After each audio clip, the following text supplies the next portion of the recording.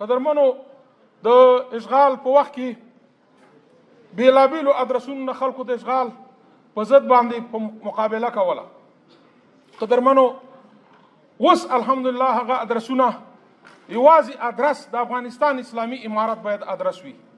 زه په خپله هم د یو ادرس نه د جمعیت اصلاح د ادرس نه ما مبارزه کوله.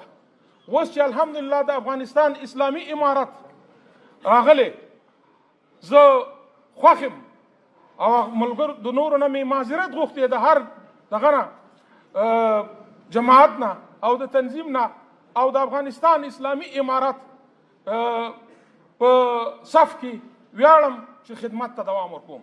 الحمدلله د خدمت زمینه مساعده ده. زه د خپل کار نه راضي یم او څومره چې ځان ستړیا کوم شپه او ورځ زه ستړیا نه محسوسوم.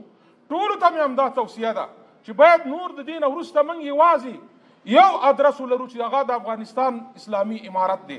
د روسانو په وخت کې زمونږ خلکو زمونږ مسلمانانو مجاهدینو بې سارې قربانۍ ورکړي چې د دنیا په تاریخ کې هغه کم دغه لري.